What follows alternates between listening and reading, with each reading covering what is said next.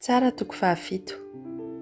Vao maraina be i Gideona, izay natsoina koa hoe Jerobaala, no nianga niaraka tamin'ny tafiny manontolo ka nandeha nitoby teo akaikin'ny aina Aroda. Nitobiny Midianita kosa dia tery avaratra teo amin'ilay makanilan'ny avoana More. Dia hoy ny Tompo tamin'i Gideona: maro loatra ny tafika miaraka aminao ka tsy atolotro eo an-tanana ny Midianita. Fandrao irearea amiko ny Israelita ka hanao hoe ny herinay ihany no namonjy anay. Koa izao ankehitriny izao dia ambarao eo anatrehan'io tafika io hoe aoka izay rehetra mangovotra no nitahotra mba hahody any an-tranony. Dia nanaovan'i Gideona fifantenana ny tafiny ka andiany 20 tamin'ireo no niverina nody, fa andiany 16 nijanona.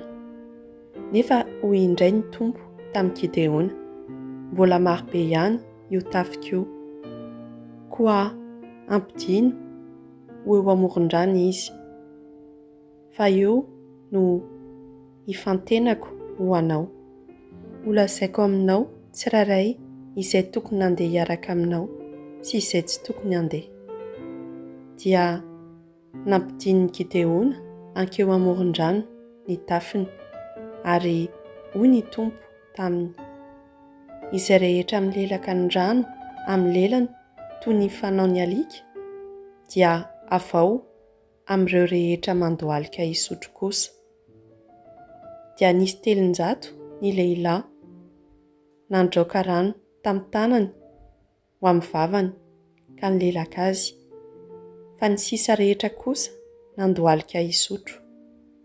Ary hoy ny Tompo tamin'i Gideona: ireo 300 lahy izay nilelaka rano ireo no hamonjeko ny Israelita ka hanolorako ny Midianita ho eo an-tananao.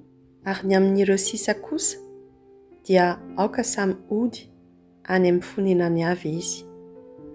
Koa 300 lahy ihany no tazomin'ny Gideona hiaraka aminy, fa ny Israelita hafa rehetra nalefa ny hody any amin'ny fonenany avy. Saingy notazonina kosa ny vatsy sy ny trompetran'ireo nandeha.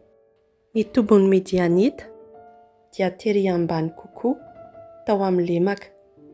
Tamin'io alin'io dia hoy ny Tompo tamin'i Gideona: mitsangana ka midina ao an-tobin'ny Midianita, fa efa natolotro eo an-tananao io.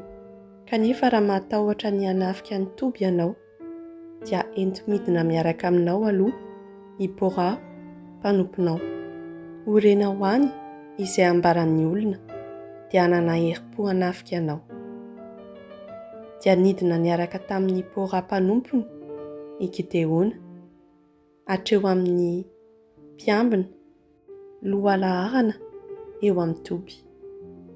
Ary ny Midianita sy ny Amalekita ary ireo mpifindrafindra lasy avy any antsinanana dia niparitaka teny amin'ny lemaka fa marobe tahaka ny valala.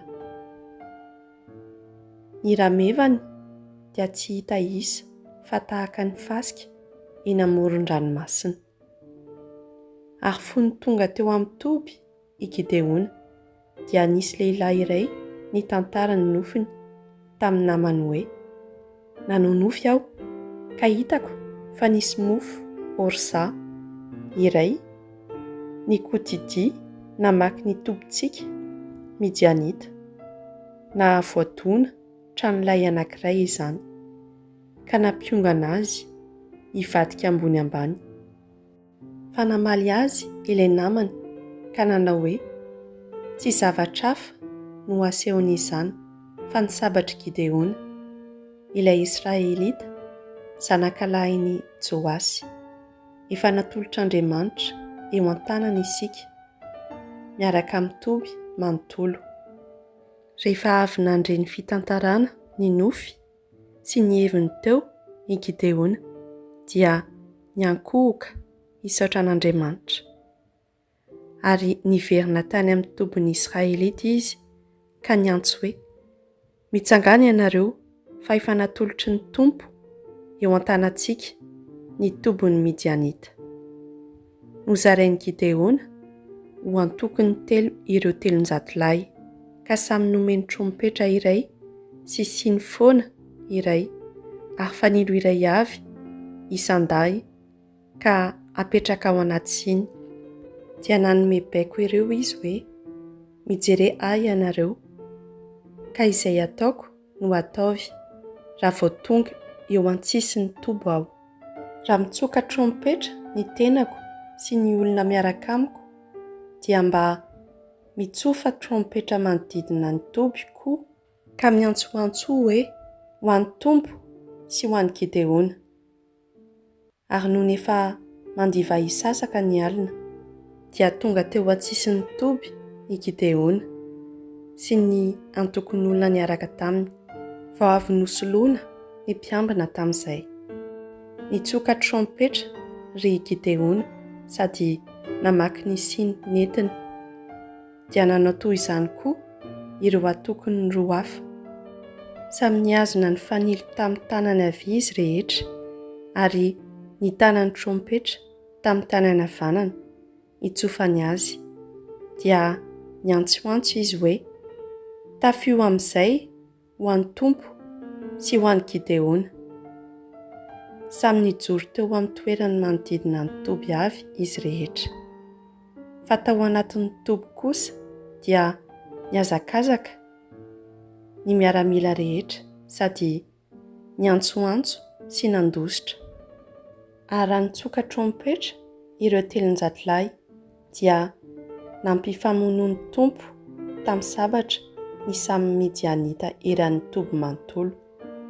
Ary izay sisa tsy maty dia nandositra hatrany Betisita, andalana ho an'ny Tsereda, sy hatrany antsisin'ny Abela Meola akaiky ny Tabata. Dia novoriana ny vatan-dehilahy Israelita avy amin'ny foko, Naftalita sy i Aserita, ary koa avy amin'ny foko Manasita manontolo, ka nanenjika ny Midianita. Ary nandefa iraka nakany amin'ny faritra manontolo be tendrombohitra any Efraima i Gideona, ilaza hoe, midina ianareo hisakana ny Midianita, ka mialoha azy hibahana ny toerana fitana ny ony Jordana hatrany Betibara. Dia nivory ny vatan-dehilahy Efraimita, ka nidina nibahana ny toerana fitana ny ony Jordana hatrany Betibara. Nosamboriny ireo lehibe Midianita roa lahy, dia i Oreba sy i Zeba. Ka i Oreba novonoiny tao amin'ny vatolampin'i Oreba, ary Zeba kosa novonoiny tao amin'ny famihazam-boaloboky Zeba. Avy eo dia mbola nanenjika ny Midianita ihany izy. Ary ny lohan'ny Oreba sy Zeba dia avy teny antsinanan'ny Jordana no nentin'ny tany amin'ny Gideona.